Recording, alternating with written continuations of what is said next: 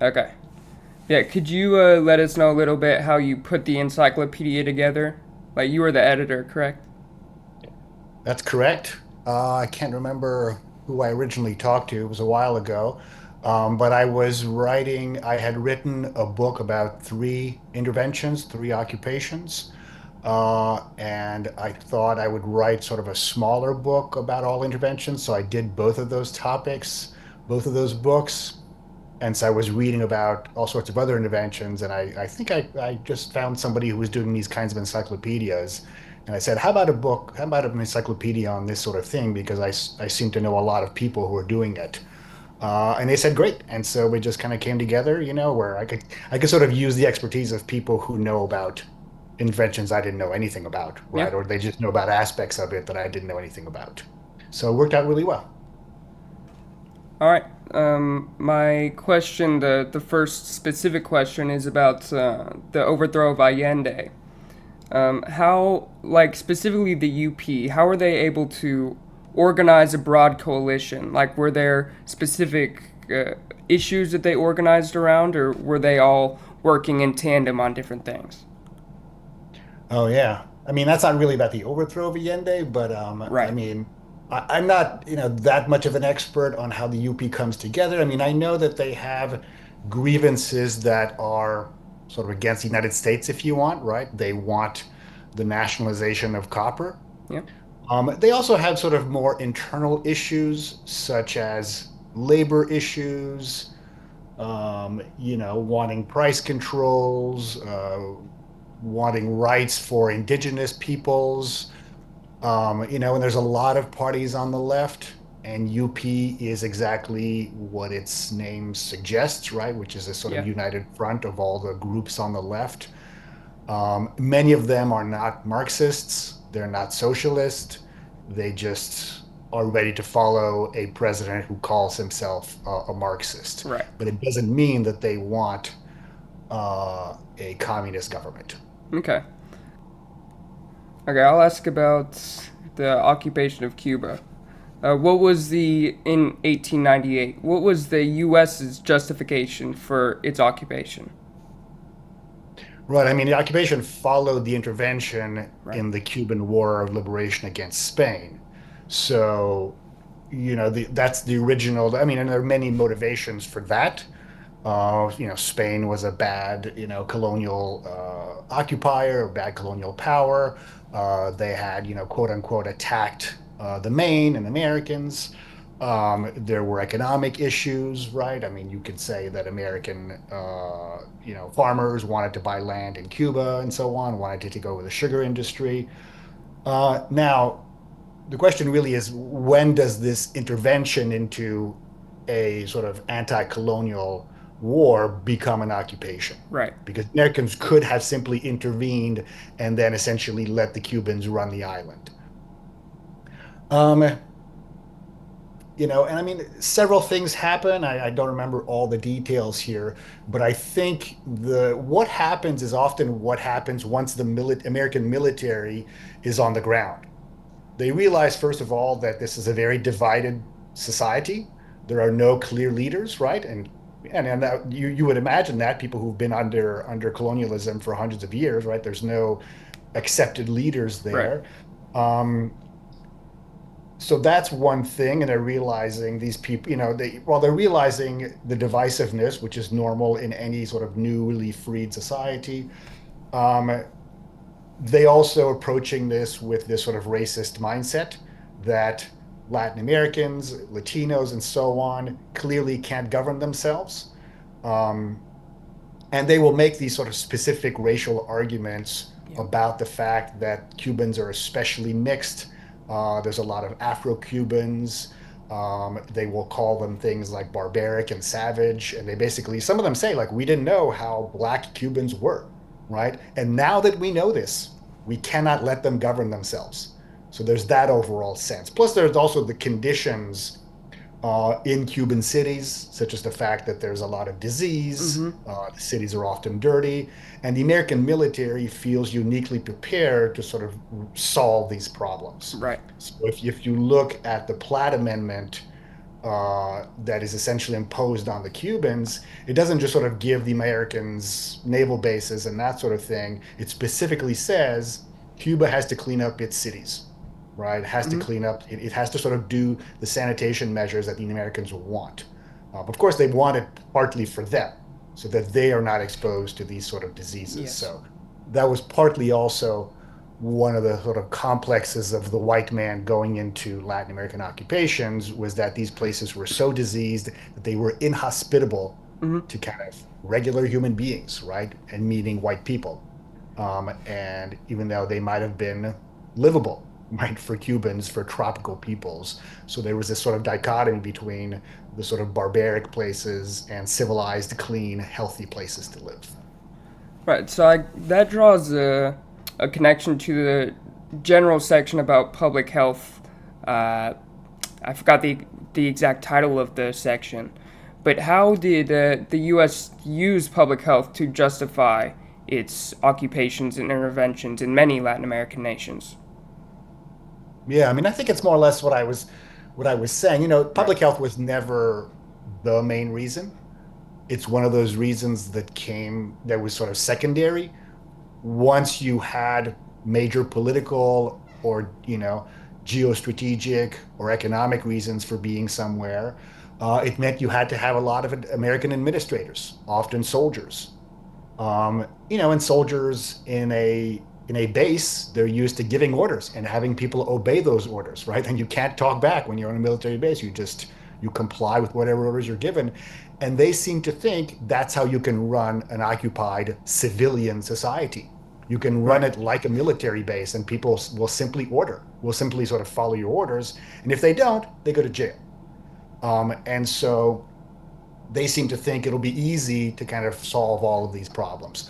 Plus they do have sort of relatively recent solutions to diseases like malaria.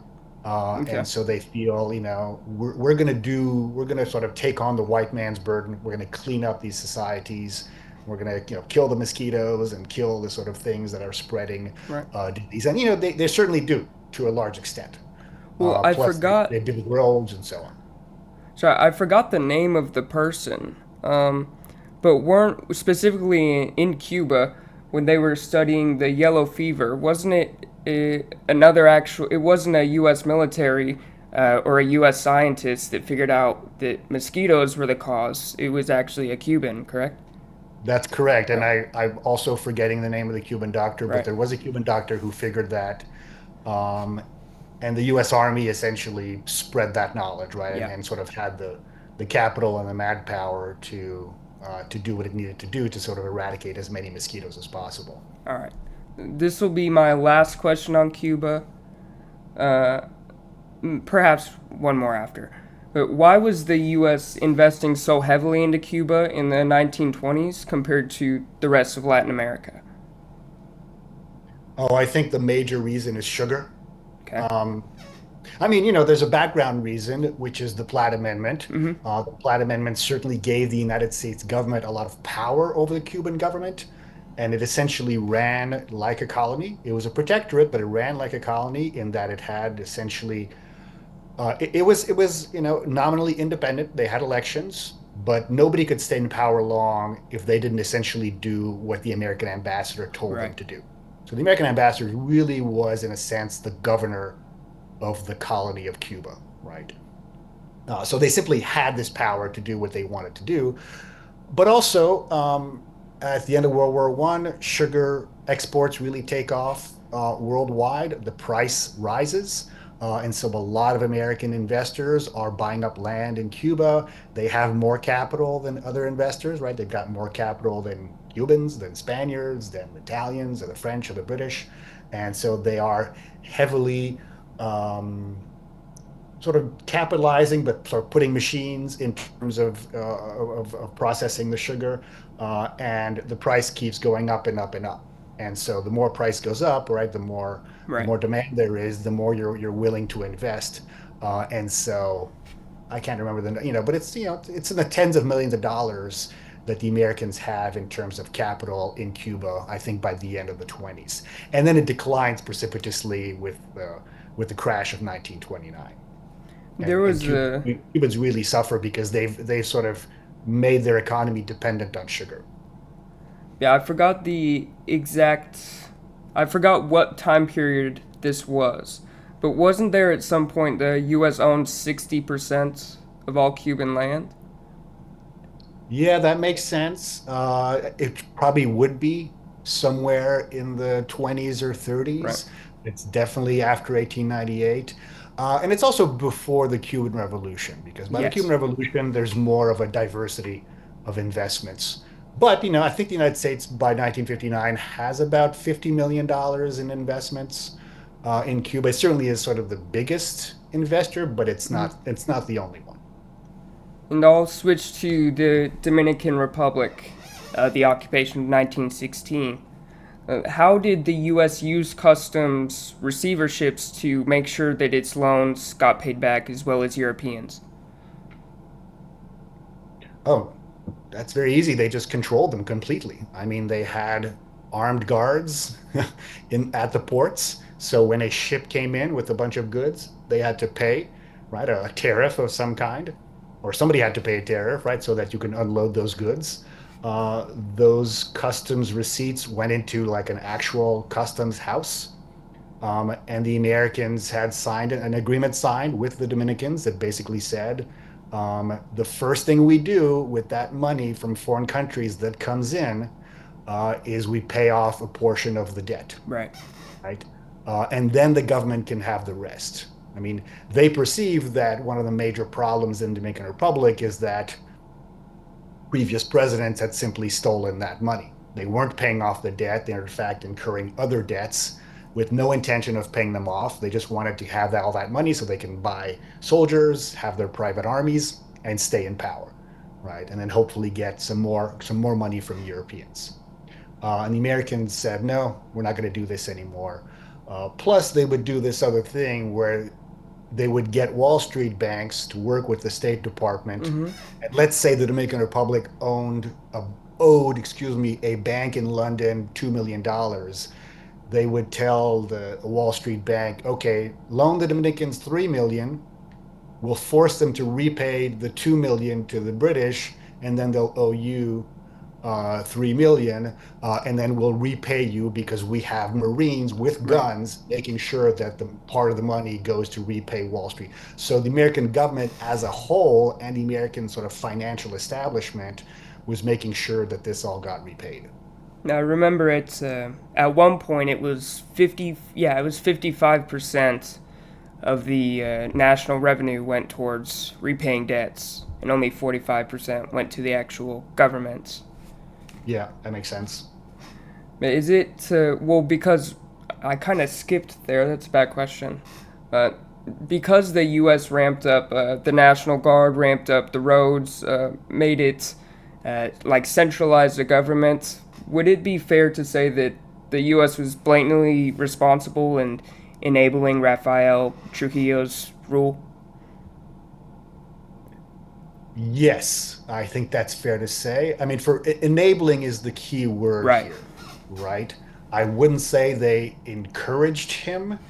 They didn't, really create him. He wasn't a puppet of the United States, but they created the conditions in Yeah. which a man could rise through the National Guard, a man who was not of any important family, right, and was not wealthy, but rose through the sort of bureaucracy through, cunning and evil and, all sorts of tricks, um, would earn the trust of the Americans, take over this thing. And then, it was 6 years after they left that he actually took over as dictator.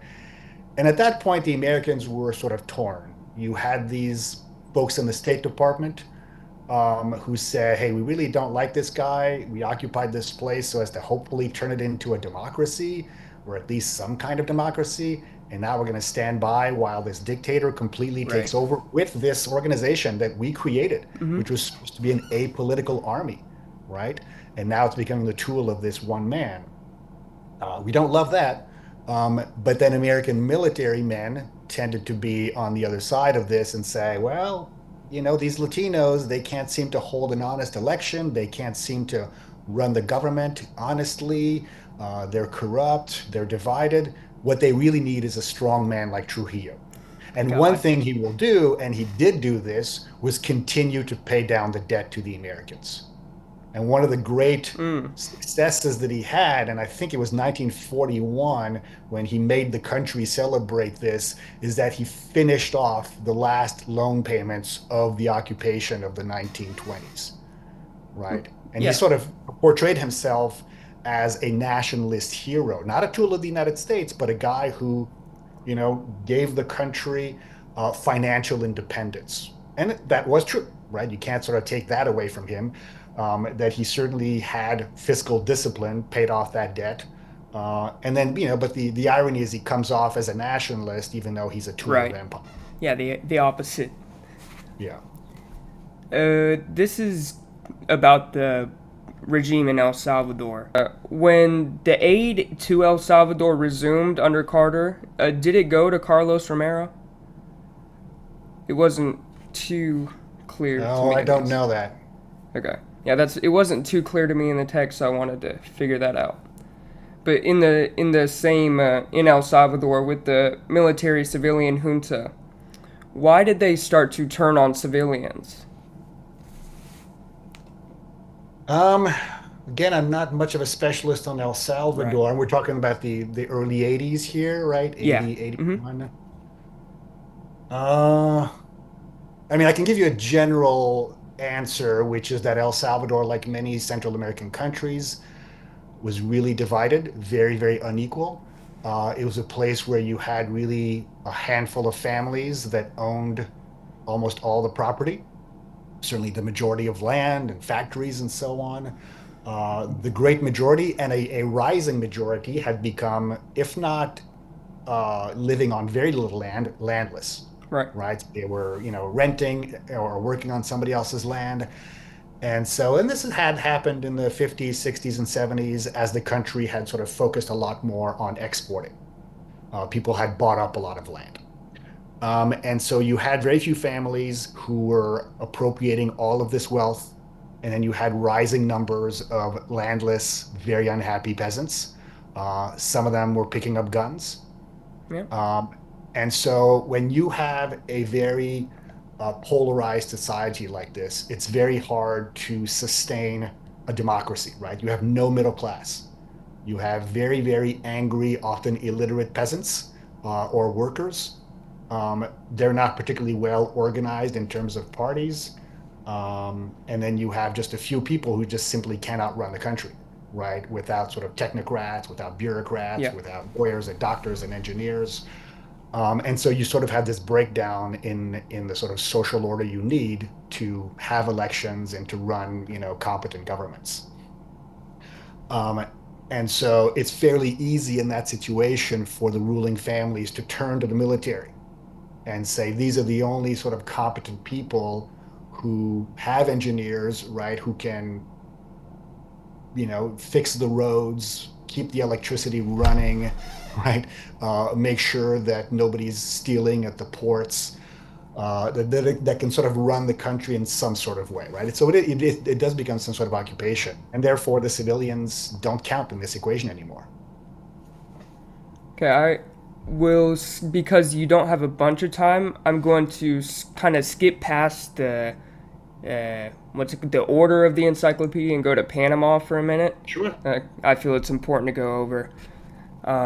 So, in regards to the independence from Colombia, why did they see themselves as a distinct region separate from Colombia? Yeah, I mean, I think the two answers. I mean, one is sort of geography. Is that I mean, if you actually go there and you try to go by foot from Panama to Colombia, you'll see it's very difficult. And so, really, the only way of going was by ship Okay. back then. And so, Panama was really very distinct. I mean, you basically had almost no contact between Colombia and Panama back then. But the second big reason that sort of flows from this is the canal. The Panamanians saw themselves as having this sort of unique mission in the world, which is to facilitate commerce between the Atlantic and the Pacific. They saw themselves as this sort of commercial nation, which means it's not an agricultural nation, right? It's not a sort of militarized nation. It's not an empire. It's sort of service. It's a Right. service to the world, right? Which is essentially the country's motto. Um, and so, yeah, they start seeing themselves as, why should we benefit Colombia, right? Why should we pay taxes to Colombia, and so on and so forth? And why should Colombia benefit from this thing that's essentially separate from them? So it made sense that you would have separatist movements there, Yeah. right? And there's also just commercial greed going on, whereas they want to keep the revenues that come from the railroad. At that time, it's a railroad. But Right. Yes. they feel that they can, and they want to be the leaders of their own country. They don't want to be just sent by Bogota, right, to run this region. Again, you've got just a few families who are running most commerce, most big farms in Panama. They're the ones sort of building the infrastructure, maintaining it, feeding the people who are going back and forth between the Atlantic and the Pacific. And they want to be the political rulers and not just the commercial rulers. Yeah. Is there a well, sorry. Yeah, what role did the Panama Canal play in shaping U.S. motivations and actions through 1918 and 21? 1918 and 21. Yeah. Um, I mean, it's important, I would say, in the 20 years before 1921, right? In the sort of the taking of the canal, in Right. that it makes Central America a lot more important. Americans are realizing, people like Theodore Roosevelt are realizing, um, Central America is going to be one of these places that's going to be a location of intrigue for Europeans, maybe for Germans, right? For sort of not so friendly Europeans like the Germans. Mm-hmm. And it makes the country, it makes the whole region more valuable because you have the Panama Canal there. Back in the days of World War I, the Panama Canal was of much, much higher value than it is now, or even than it was in World War II. Because in World War I, you absolutely, for almost any American war, especially a war against, let's say, anybody in Europe, you absolutely needed the canal so as to get your ships from the Pacific side to the Atlantic side, or even vice versa. Right? Let's say you had a war with Japan, you needed ships from the East Coast to get to the West Coast, and it couldn't take 3 months to go Right. down to the very tip of South America. You needed to get through the canal. And because the United States simply didn't have a two ocean navy, it didn't have planes that could bomb people into submission. It didn't have drones, obviously, didn't have satellites. Ships were the way that you waged war and that you deterred war. And so having that there was militarily very important for the United States. It was also, very good for American commerce, for world Yes. commerce, and you wanted to protect that too. So, a small neighboring country like Nicaragua all of a sudden becomes a lot more important. Plus, it's another place where you could build a second canal, right? Because you've shown Yes. that you could do it once, and Nicaragua would be almost as easy, if not easier, to build a canal there. Right. So when France was building the canal, they were building it at sea level. Um, what major change in the way the canal was built changed the outcome for the U.S. compared to France? Um, Yeah, I mean, you're asking kind of an engineering question, which Right. I'm terrible at answering. That's fine. Yeah. They did decide to do locks. Um, I can't remember what all the reasons were, but I think you would have to sort of use less dynamite and blow up fewer mountains, that sort of thing. So it was going to be logistically a little bit easier, although the locks themselves were difficult to build. But the Army Corps of Engineers took it on and did a great job. Um, the bigger reason, though, for I think the American success was the medical one, was the Yeah. fact that they essentially solved malaria, Yeah. right? They got yellow fever under control, right? They did it very environmentally friendly way. They essentially spread gasoline all over the water, all over the pools of water, so Wow. that it I would did not know that. yeah, yeah. I mean, you have pictures of these guys with cans of gasoline on their backs, and they're just sort of spraying it, right? It's not even, it's just like, yeah, it's just like a spray. And you spray it all over the pools of water. The mosquitoes land on it. They either die or they certainly can't reproduce. And within a couple of years, you bring down the deaths from thousands a year to a couple a year, right? Right. So, I mean, it's terrible for the environment, but it's great for human health.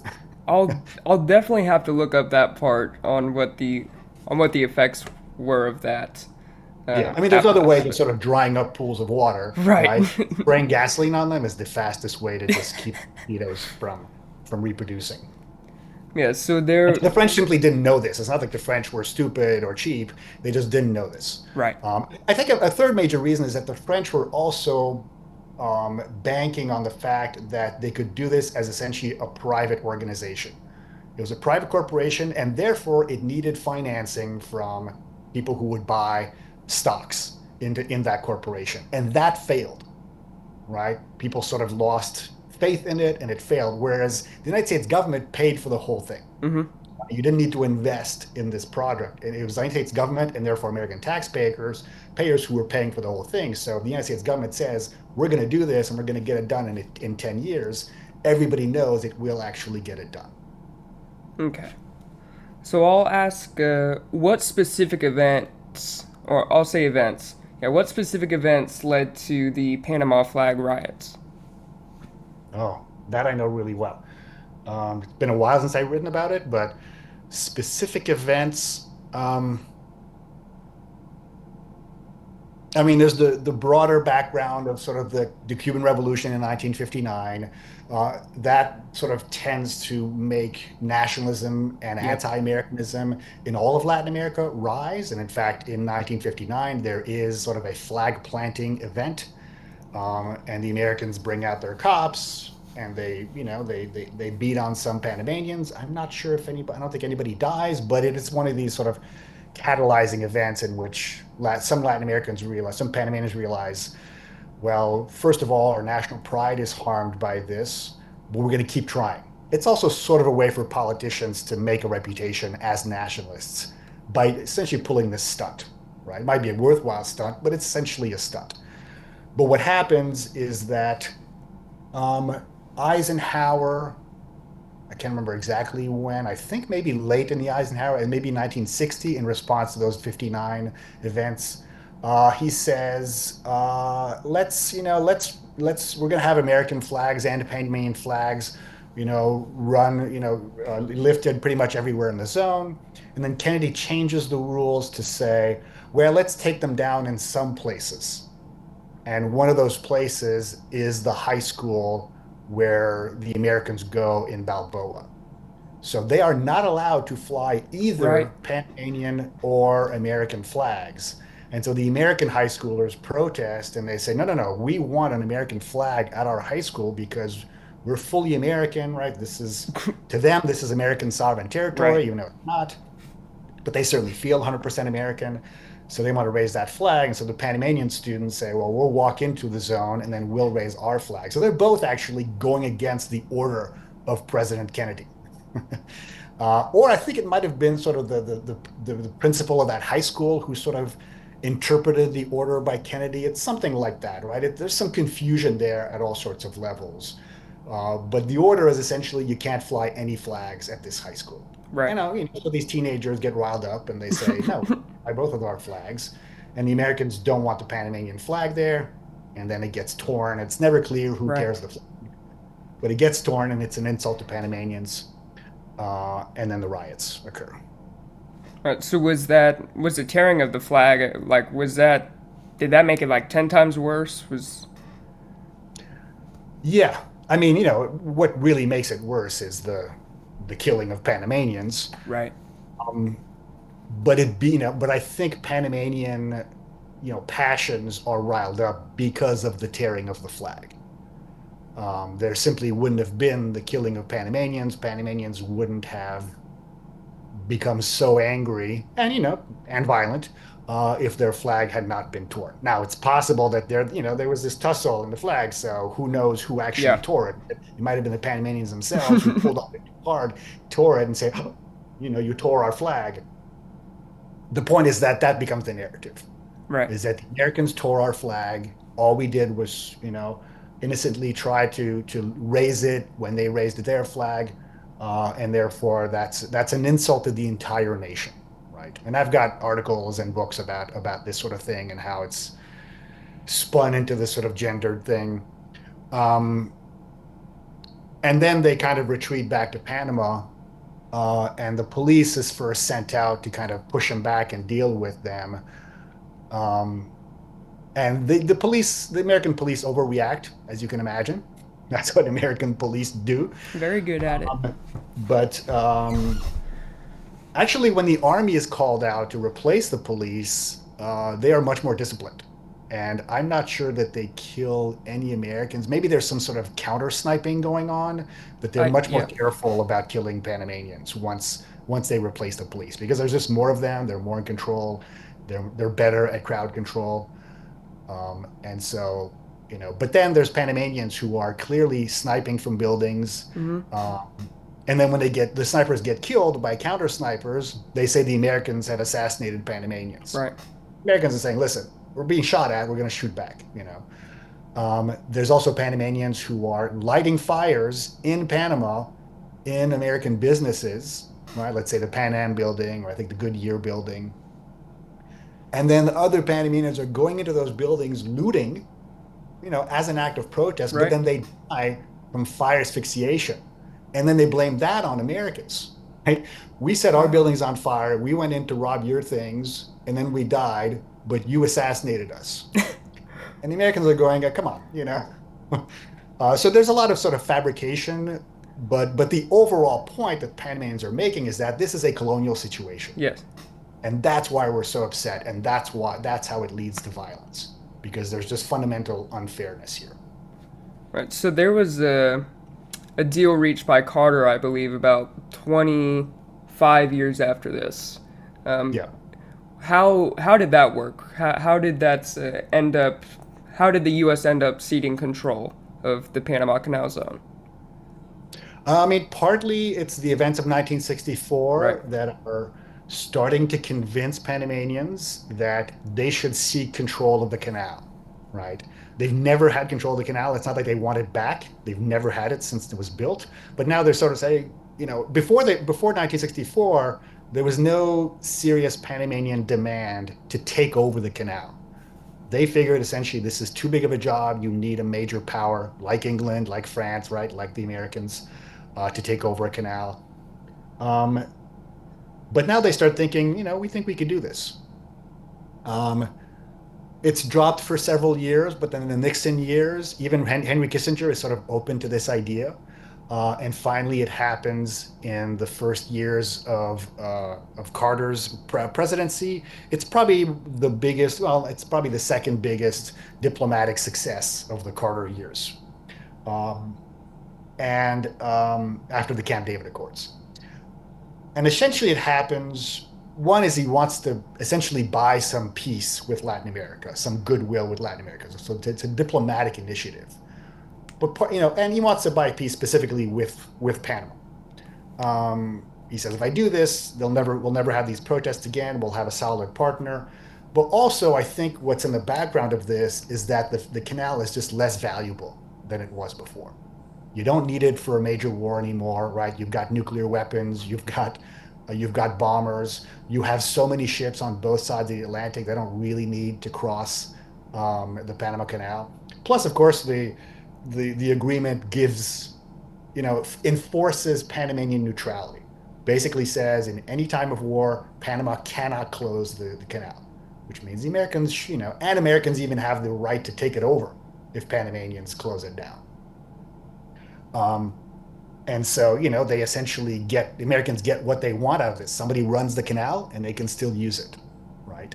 They don't have to run it anymore. Plus, the Panamanians get about 21 to 22 years to be trained into running the canal. So it's a very, very long Okay. process of training them to take it over, which happens on the last day of 1999. Okay.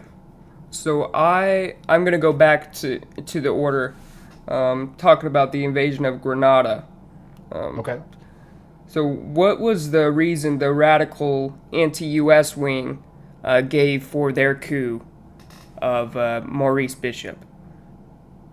Oh my God, I'm trying to remember here. I just remember they were just really radical, kind Right. of crazy Marxists. I mean, Maurice Bishop was much more radical, I mean, much more moderate. He was probably in the tradition of the Sandinistas in Right. Nicaragua, right? Wanted, was essentially a socialist, anti-imperial, you could call him anti-US, but was in touch with many other leaders, was essentially in line with having this sort of mixed economy. He wasn't interested in really aligning with the Soviets. Hmm.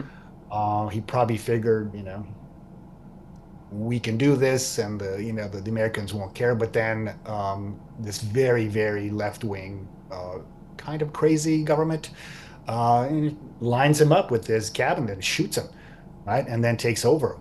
And so the Americans say, we can't do this, Right. right? So they start interpreting everything as evidence that this is a Soviet controlled government, which it really isn't. What were the so apparently there was a big deal with the students on the island, U.S. students. They were evacuated and such. Did Hudson Austin ever like make references saying that they're going to do anything to the U.S. students, or was that just a fear? As far as I know, it was just a fear. The new regime never threatened them. Right. The students never said that they were threatened. I mean, some of them were afraid, right? There's a revolution going on, and then there's an invasion going on, right, by your own Right. government. Yes. So it can be scary. You could become a human shield, right? Where the government basically says, "Hey, if you Americans keep invading, we're going to kill some of your students." Mm-hmm. Um, but that never happens, right? I think they know, like, if we threaten these students, that's the end of us. Tell us about the Cacos and their resistance to U.S. influence. Yeah, yeah. I mean, the Cacos were essentially, half bandits, but also half shock troops, Right. if you want, troops that you could get to do a political job, such as overthrow a government or protect a president, or just, if not a president, a governor of a province, that sort of thing. Often they were poor farmers who would sort of take on this role whenever it wasn't time to harvest, right? You would give them a gun, some shoes, and say, you're going to have all your meals provided for the next 3, 4 months. You just have to come to the capital with us, overthrow this government. Right. Maybe you can loot some houses along the way. Other depravities, and then you can go back to your farm, right? So these are not professional soldiers. They're not trained. They're not particularly well equipped. I mean, they often have only machetes, or they have like essentially shotguns from the French Revolution, right? From the sort of 1700s. And so they're pretty easy to defeat once you have Marines landing there, who have much better weapons. They're better trained. They're better disciplined. They're a professional army. And so the Cacos, are fairly typical quasi bandits, if you want, sort of politicized bandits of the area that you find in almost every country back then in Latin America. Okay.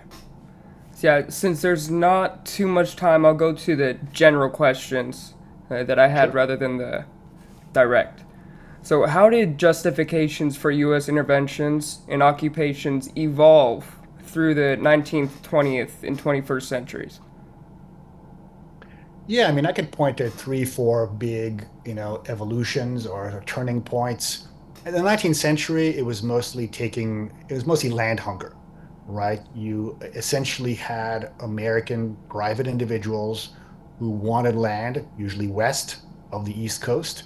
And so as they moved on west, they encountered foreign Mm-hmm. peoples, other sovereignties. They might be Native Americans, they might be Latin Americans who lived in places like Texas or New Mexico, which was back then northern Mexico. And so the demands of these sort of farmers, right? These white farmers, they Yep. could be slave owners, they could be small farmers, butted up against the sovereignties of other countries. And this happened in Florida also. And so often this ended up as the demand on the US government to change the sovereignty of this place, right? We need Florida for our farms, our slaves, and therefore you need to take it over from Spain.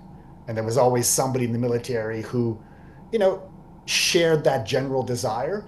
Plus, it fed into this general sense that the American civilization is the best one ever. Yep. It's the nation of the future.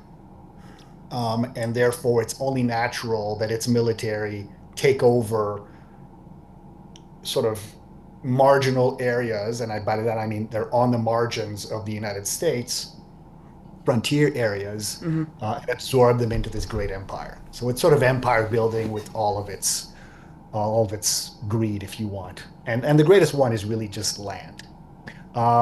Then by the sort of early 20th century, there's more of a combination of motivations. One is to simply expand American commerce overseas.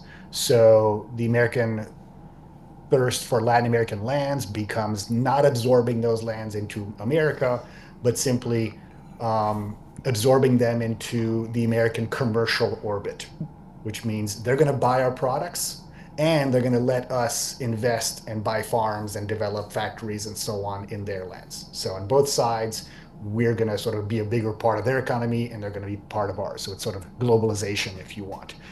But then that's also mixed with two other more political things. One is keeping Europeans out, especially which becomes especially important during World War One, when there's sort of traces of the Germans maybe threatening these Yep. places. Um, and then I think, one I've argued particularly, which is the political reason or the political cultural reason, which is that Americans are sending Marines to all these places that essentially don't have functioning democracies. They might want them, but they're not practicing them. And so the Americans try to teach them, right, as Wilson said back then, how to elect good men, right? How to be sort of proto democracies, if not completely like the United States, somehow like the United States, have responsible political parties, apolitical armies, respecting the press, that sort of thing. And they fail over and over again. They do try to do it from Mexico to Haiti, the Dominican Republic to Cuba, and they fail over and over again. And I think, the sanitation stuff is really part of this also. It's sort of teaching civilization, right? The civilizing mission. And it's there are some successes, but it generally fails. Now, by World War II and the Cold War, I think it's really about sort of resisting these global ideologies, whether Mm-hmm. it's fascism in World War II or communism in the Cold War. There's a sense that we're not trying to civilize these folks anymore. We're not trying to absorb them into America anymore, but we need them as global partners and therefore they cannot be on the other side. Right. They cannot adopt not just sort of the sovereignty of the other side, where it's the Germans or the Soviets. They can't even think like those people, right? So that's why you start overthrowing people like Arbenz in Guatemala, Yep. Allende in Chile, because they are socialists or they're socialist adjacent. Yep. And so you can't even have people who think like that, even though they might have no connection to the Soviets whatsoever, right? But that becomes sort of a threat to the United States. So, in a sense, it's sort of the growth of the American empire. The more it grows, the more it butts up against things that it either wants to absorb or wants to keep out, but it keeps on growing. And so it needs to kind of neutralize those threats. Now, these days, there are fewer direct military interventions. They are sometimes, places like Haiti, Yep. they're multinational. The United States is not necessarily a leader, and often it's to advance. I don't know if these are sort of global goals, but they're maybe more contained goals, such as protecting some democracy, like in Haiti, or just protecting neoliberalism. Sometimes it's sort of counter narcotics, counter terrorism, so it becomes a little bit harder to call things US interventions if, for instance, you're sending American soldiers to help Mexican soldiers fight a cartel. Is that really an intervention anymore, or is it two militaries, trying to fix a common problem? But in the age of Trump, we might have a revival of good Yes. old American, Yeah. military intervention in places like Panama. There was an article That's just why I really wanted to go over Panama, yeah. get as much of that as I could. Yeah, so I guess that kind of goes to another one. How do current U.S. policies towards Latin America reflect past interventions? Like, what relationships are still there from interventions and occupations? Yeah. I mean, the United States is much less present in Latin America than it used to be. Obviously, it still has diplomatic representation pretty much everywhere. And, it has friendly relations with every country except for Cuba, Venezuela, Nicaragua. So that's Right. still pretty overwhelmingly friendly. It has commerce with all of these nations. In fact, even with those nations. Um, so, I mean, Latin America is not a major problematic area in terms of U.S. interests, right? I think both regions are reasonably serving each other's interests, but the United States has a much smaller portion of Latin America's international relations, right? It has a smaller proportion of its aid, of its development, of its trade, um, of its sort of security concerns.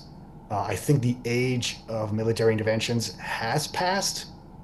It doesn't mean it can't come back, but it certainly has been dormant for a long time. But I mean, now the presence of countries like China make Latin America a fundamentally different place. Right. There's a lot more people in Latin America than there are in the United States, right? At least twice, which wasn't the case in World War II. They were about the same population, and now Latin America is twice the size of the United States. It's been used to being independent of American real pressure for decades, right? Nobody's lived under American occupation, right? So nobody has sort of that memory, except maybe some, Panamanians or some Haitians in the 1990s. And so, I mean, I think Latin Americans would respond with great shock if American soldiers landed for whatever reason, right? Let's say to take down the president of Venezuela, right? It might be that nobody likes the president of Venezuela, even in Venezuela and in Right. the rest of America, but they would still come to the defense of that country Yep. were its sovereignty, endangered by American troops. Not to mention, Venezuela is the size of Iraq. It's got the population of Iraq, so it's like taking on another Iraq war. And it's got a major military too, so it just simply wouldn't be easy.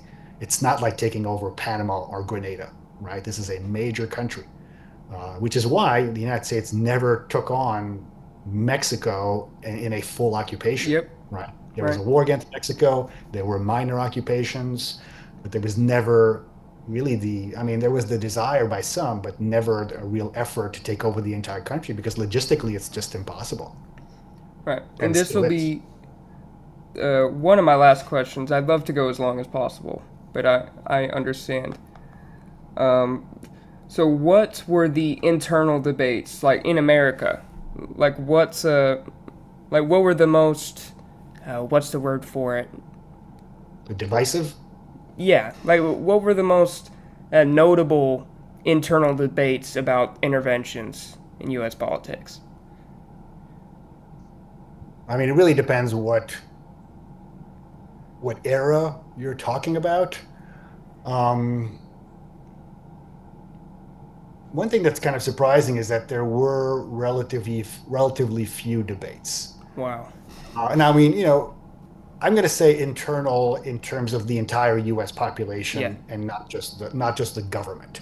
Rarely in the government was there a lot of debate, right? In terms of like, well, we should respect the sovereignty of Latin America. 'Cause I mean, once the president made a determination to invade a Latin American country, or the Secretary of State did, there was very rarely debate about it. Now, it doesn't mean that they weren't critics in the rest of the United States. Uh, for instance, the war with Cuba in 1898, the war, I should say, against Spain. That war was fairly popular, but then immediately Yep. comes the follow-on war in the Philippines, again with Spain. And then the question of, do we absorb the Philippines? I understand the Philippines is not Latin America, but it's involved in that same Yes. war. And that really sets off a crucial imperialist versus anti-imperialist debate.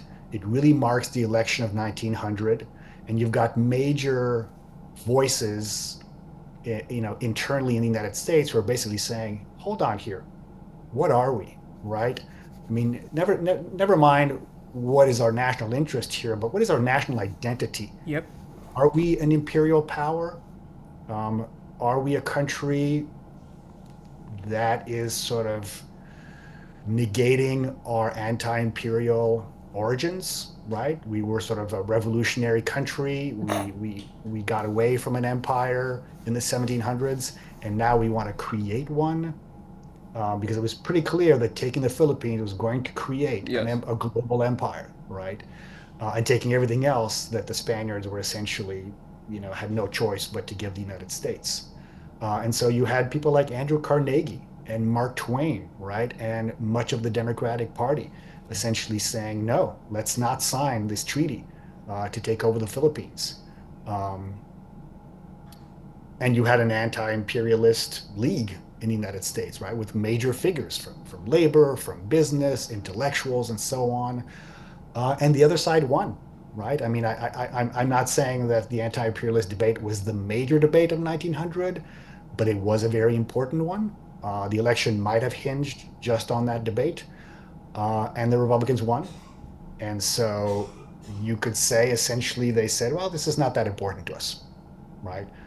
If anything, we're seeing empire positively as a good for the United States and frankly, a good thing for the world, right? If we don't take the Philippines, somebody else will take them, and it'll be good for them. And so this is sort of this emanation of American greatness around the world. Okay, I got time for a final question. Okay. Uh, I'll ask it specifically about Arbenz to make some of my friends happy. Let's see here. Oh, I don't have questions about Arbenz. I'll remember it. Yes. So Benz was, I believe it was a PGT, correct, that influenced him. That's small amounts, Yes. right? He chose to, like, as a socialist, chose to try to turn the country into a capitalist nation.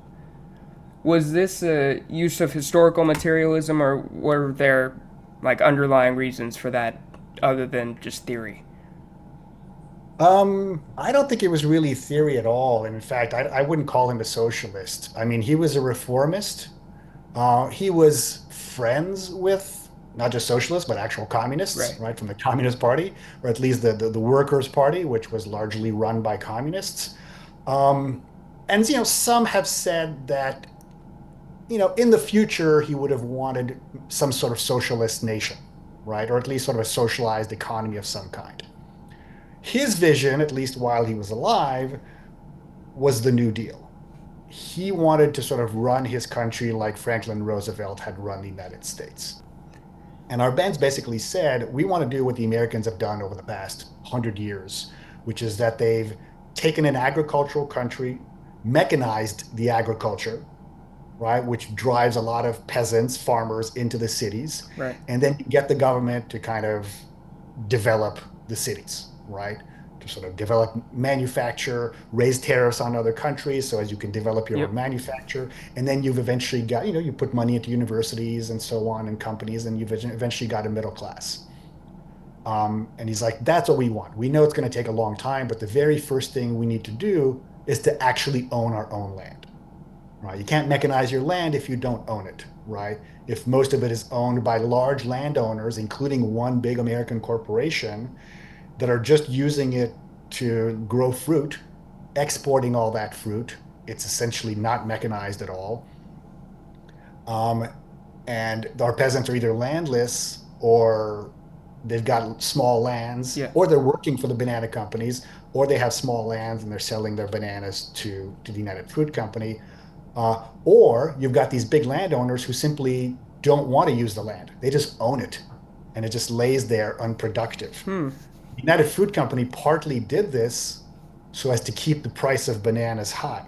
Wow. So it had hundreds of thousands of acres of land that it didn't use because it basically said if we sell this to, let's say, a French banana company, they'll lower the price of bananas because they'll make a lot of bananas.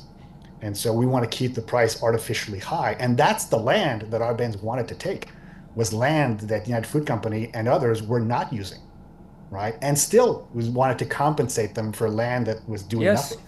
Yeah. And they basically said, no, you have the right to do this. They didn't deny his legal right to do this, but they said your plan is actually a communist plan.